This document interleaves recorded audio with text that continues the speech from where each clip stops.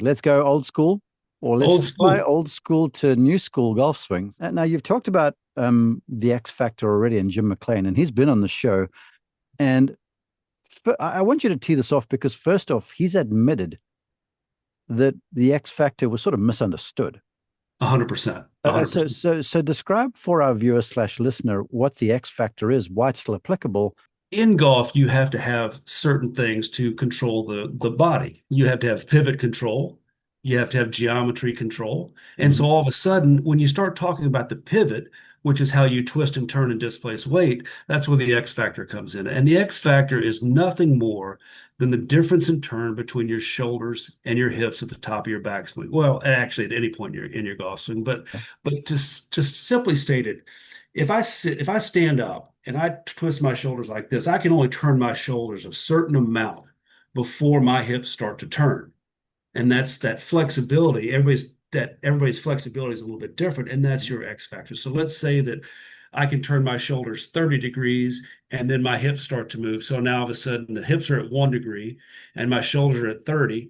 So all of a sudden there's a 29-degree gap between the Yeah. two. So all of a sudden that is what the X factor is.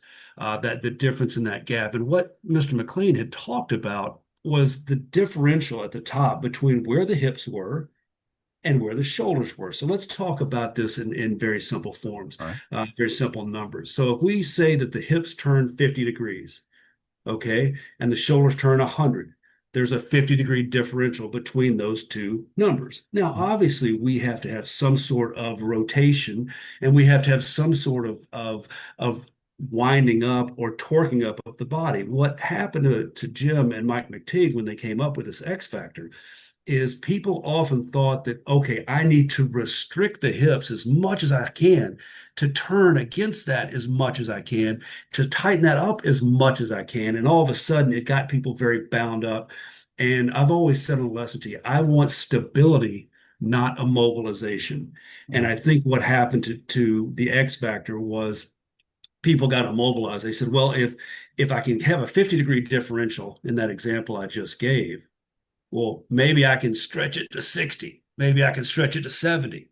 And all of a sudden, before you know it, you've got a bunch of people trying to put themselves in physiological positions that they just can't do. And so I think what happened is when TPI came along with their physiological testing, when ProScreen came by with their physiological testing, and we're using AI so they can actually measure these data points.